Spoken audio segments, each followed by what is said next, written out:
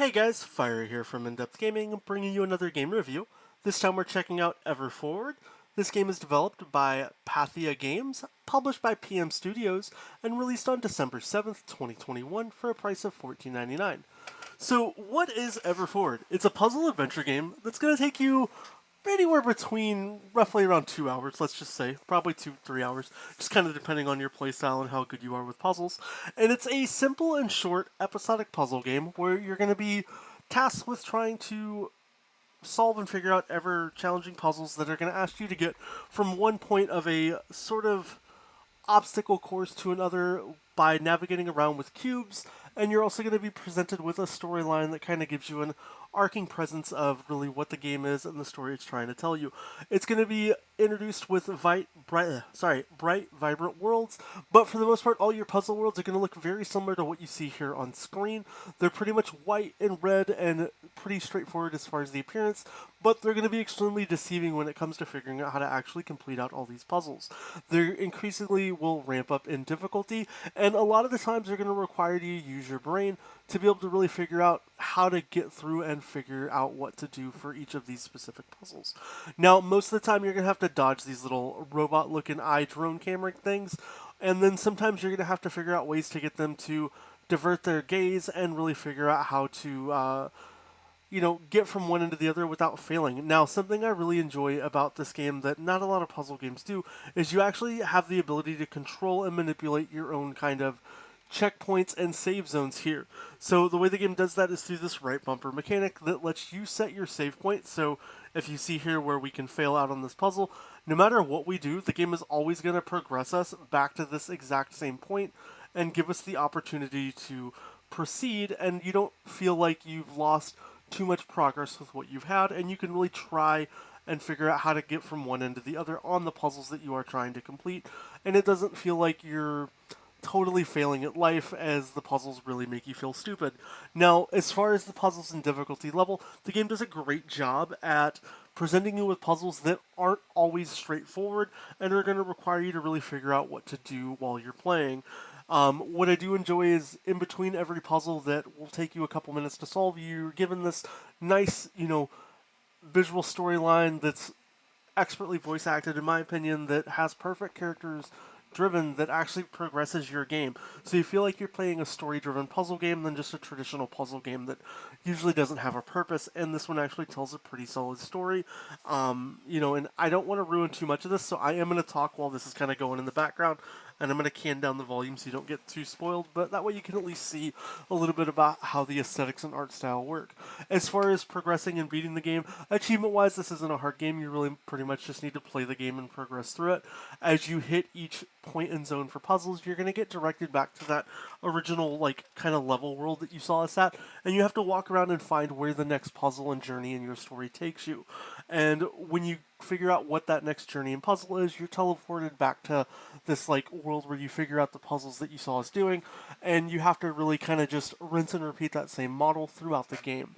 One thing that I really enjoy is it's a very easy game to pick up and pace yourself, and the checkpoint system not requiring you to necessarily do everything from scratch based on when you decide to set and place your own personal checkpoints really allows you to get quite a bit done in the game, and that's something that I do really enjoy about this game.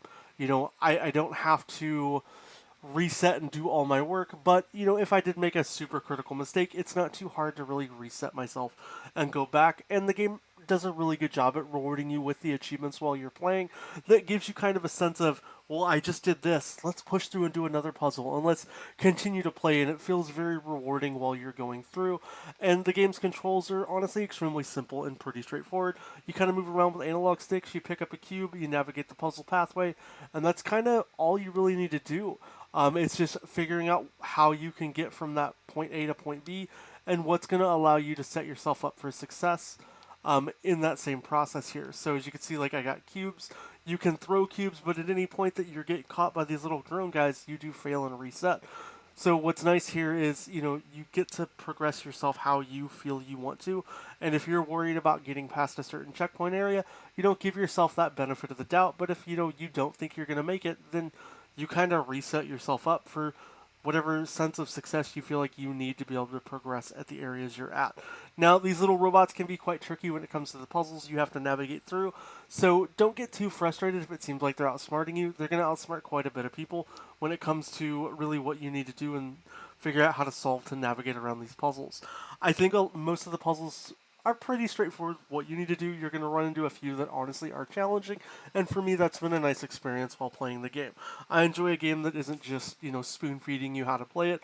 It actually makes you think and kind of push your limits on really how you know and what you know how to do when it comes to puzzles. As far as the price point for the game coming in at $15, for the amount of game here, it's kind of hard for me to say if I'm happy with that price point because visually, controls and puzzles and just everything is perfect with this game. It's just not a very long game, and that's kind of the downside for me when it comes to the price point. I'm going to say if you love puzzle games and really enjoy them, definitely pick up this game. If you're looking for an achievement game, it's an easy achievement game to really get, knock out, and complete. But if you're looking for, an achievement, or I'm sorry, not an achievement, but a game that's like going to last you quite a bit, this may not quite be the game for you at the price point it's currently at. I'd honestly probably like to see it closer to that $10 price point just with how much there is here as far as the content, but a lot of the content that is here is done beautifully well. So in that sense, if you are a puzzle game fan, 100% this game is worth the money for you.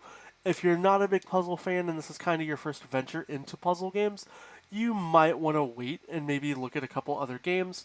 But with that being said, though, I do think Everforward's a pretty fun game and an enjoyable experience. Thus, I've enjoyed myself and really don't have any complaints when it comes to playing this game. Would I have bought this game for $15 on my own?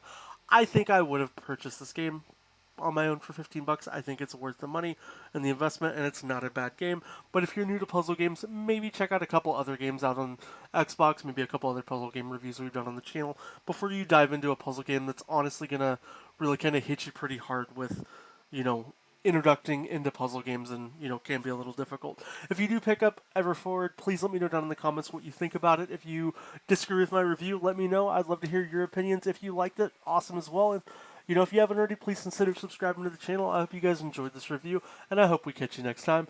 I hope you have a great rest of your day, and we'll see you later.